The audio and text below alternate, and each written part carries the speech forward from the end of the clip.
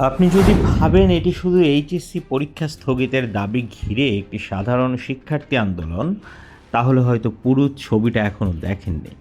কারণ কয়েকদিনের মধ্যেই এই আন্দোলনে শুধু পরীক্ষা, বৃষ্টি কিংবা জলাবদ্ধতার মধ্যেই সীমাবদ্ধ থাকেনি, বরং এটি পরিণত হয়েছে সম্মান, ভাষা এবং তরুণদের আত্মমর্যাদার প্রশ্নে। একটি অডিও ক্লিপ, কয়েকটি বিতর্কিত মন্তব্য, আর সেই মন্তব্যের জবাবে সামাজিক যোগাযোগ মাধ্যমে জন্ম নিল এক নতুন ব্যঙ্গাত্মক প্ল্যাটফর্ম, ব্রয়লার চিকেন পার্টি। এখন প্রশ্ন হচ্ছে, এটি কি শুধু একটি ফেসবুক পেজ, নাকি নতুন প্রজন্মের প্রতিবাদের এক ভিন্ন ভাষা? চলুন পুরো ঘটনাটি শুরু থেকে সহজভাবে বোঝার চেষ্টা করি। গত কয়েকদিন ধরে টানা ভারী বৃষ্টিপাত, দেশের বিভিন্ন অঞ্চলে জলাবদ্ধতা, ডুবে যাওয়া সড়ক এবং চরম ভোগান্তির কারণে এইচএসসি পরীক্ষা স্থগিতের দাবি জানিয়ে আন্দোলনে নামেন হাজারো শিক্ষার্থী। তাদের অভিযোগ, এমন পরিস্থিতিতে অনেক পরীক্ষার্থী কেন্দ্রে পৌঁছাতে পারে না। অনেক এলাকায় নৌকায়, আবার কোথাও কোমর সমান পানি পেরিয়ে পরীক্ষা কেন্দ্রে যেতে হচ্ছে। এমন অবস্থায় পরীক্ষা নেওয়ার সিদ্ধান্তকে তারা অমানবিক বলে দাবি করেন। এই দাবির মধ্যেই সামাজিক যোগাযোগ মাধ্যমে একটি অডিও দ্রুত ছড়িয়ে পড়ে। সেই অডিওতে আন্দোলনরত শিক্ষার্থীদের ফার্মের মুরগি বা ব্রয়লার মুরগির সঙ্গে তুলনা করা হয়েছে বলে অভিযোগ উঠে। মুহূর্তের মধ্যেই বিষয়টি ভাইরাল হয়ে যায়। অনেক শিক্ষার্থী মনে করেন এটি শুধু একটি মন্তব্য নয়, বরং তাদের সম্মান ও যৌক্তিক দাবিকে প্রকাশ্যে উপহাস করার শামিল।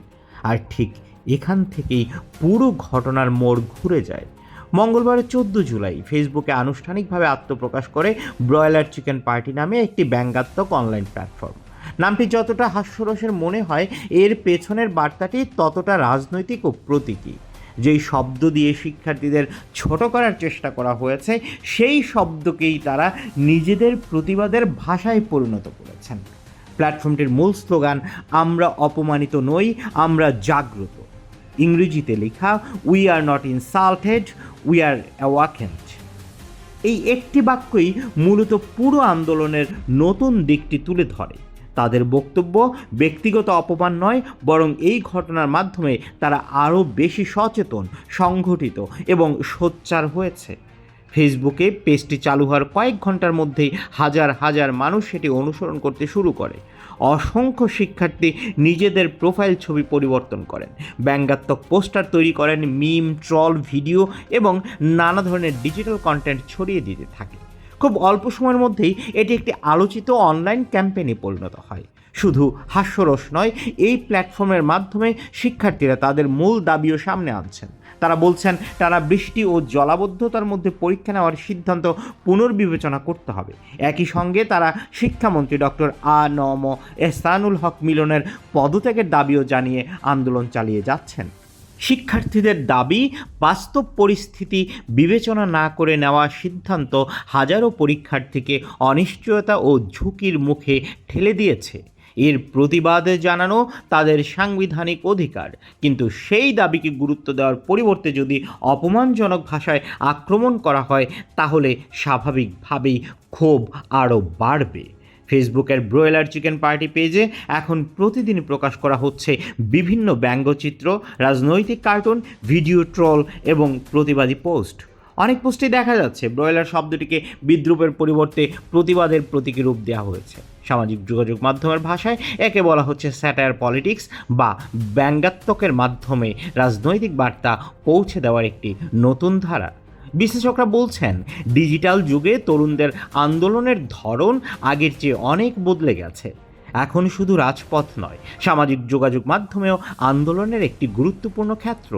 একটি পোস্ট, একটি মিম কিংবা একটি ব্যঙ্গচিত্র কখনো কখনো হাজারো মানুষের মধ্যে একই বার্তা ছড়িয়ে দিতে পারে। অনলাইন অ্যাক্টিভিস্টদের একটি বড় অংশ বলছেন, বাংলাদেশের এই ব্রয়লার চিকেন পার্টি ধারণাটি একেবারে নতুন নয়। এর পেছনে রয়েছে ভারতের একটি আলোচিত অনলাইন আন্দোলনের প্রভাব। গত মে মাসে ভারতে একটি বিতর্কিত মন্তব্য ঘিরে ককরোচ জনতা পার্টি, বা সংক্ষেপে সিজেপি নামে একটি ব্যঙ্গাত্মক প্ল্যাটফর্ম গড়ে ওঠে। সেখানে তরুণদের ককরোচ বা পরজীবী বলে উল্লেখ করার অভিযোগ ওঠার পর সামাজিক যোগাযোগ মাধ্যমে ব্যাপক প্রতিক্রিয়া তৈরি হয়। সেই মন্তব্যের প্রতিবাদেই ব্যঙ্গাত্মক রাজনৈতিক পরিচয়ে গড়ে ওঠে ককরোচ জনতা পার্টি। পরবর্তীতে এটি শুধু অনলাইন ট্রলের মধ্যে সীমাবদ্ধ থাকেনি। বেকারত্ব, প্রশ্ন ফাঁস, নিয়োগে অনিয়ম এবং তরুণদের অধিকার নিয়ে ভারতের লাখো মানুষের আলোচনার কেন্দ্রে পরিণত হয় সেই প্ল্যাটফর্ম। যুক্তরাষ্ট্র প্রবাসী ভারতীয় শিক্ষার্থী অভিজিৎ দীপকের উদ্যোগে শুরু হওয়া সেই অনলাইন আন্দোলন পরে বাস্তব আন্দোলনেরও একটি গুরুত্বপূর্ণ অংশ হয়ে ওঠে। অনেকে মনে করছেন বাংলাদেশের ব্রয়লার চিকেন পার্টিও একই ধরনের ব্যঙ্গাত্মক প্রতিবাদের ধারাবাহিকতায় তৈরি হয়েছে। এখানে উদ্দেশ্য কোনো রাজনৈতিক দল গঠন নয়, বরং ব্যঙ্গের মাধ্যমে একটি সামাজিক ও রাজনৈতিক বার্তা পৌঁছে দেওয়া। বর্তমানে ফেসবুক, এক্স সহ বিভিন্ন সামাজিক যোগাযোগ মাধ্যমে ব্রয়লার চিকেন পার্টি নিয়ে ব্যাপক আলোচনা হচ্ছে। কেউ এটিকে নতুন প্রজন্মের সৃজনশীল প্রতিবাদ বলছেন, আবার কেউ বলছেন সামাজিক যোগাযোগ মাধ্যমে ব্যঙ্গ কখনো কখনো মূল ইস্যুকে আরও বেশি মানুষের কাছে পৌঁছে দিতে পারে। আন্দোলনরত শিক্ষার্থীরা স্পষ্ট করে জানিয়েছেন তাদের মূল দাবি এখনও অপরিবর্তিত।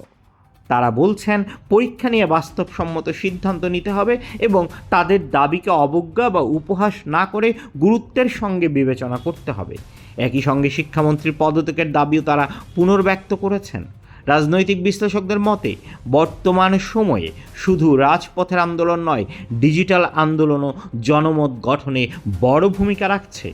বিশেষ করে জেনজি প্রজন্ম নিজেদের বক্তব্য প্রকাশে মিম, ট্রল, ব্যঙ্গচিত্র এবং অনলাইন ক্যাম্পেইনকে শক্তিশালী হাতিয়ার হিসেবে ব্যবহার করছে।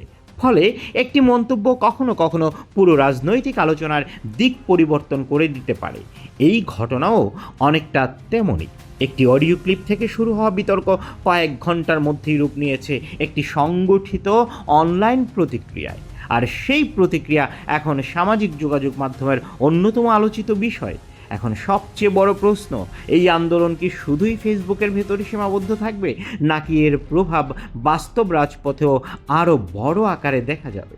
শিক্ষার্থীদের দাবি কি শেষ পর্যন্ত নীতি নির্ধারকদের সিদ্ধান্তে কোনো পরিবর্তন আনবে, নাকি এই বিতর্ক আরও নতুন রাজনৈতিক আলোচনার জন্ম দিবে? সেই উত্তর সময় দিবে। তবে একটি বিষয় ইতিমধ্যে স্পষ্ট, বর্তমান প্রজন্মকে শুধু একটি শব্দ দিয়ে অপমান করা যতটা সহজ, সেই শব্দকেই প্রতিবাদের প্রতীকে পরিণত করে পুরো আলোচনার কেন্দ্রবিন্দুতে নিয়ে আসাও তাদের কাছে ততটাই সম্ভব। আর ব্রয়লার চিকেন পার্টি তার সাম্প্রতিক উদাহরণ হিসেবে এখন আলোচনায়। আপনার কাছে কি মনে হয়? কমেন্টে নিশ্চয়ই জানাবেন।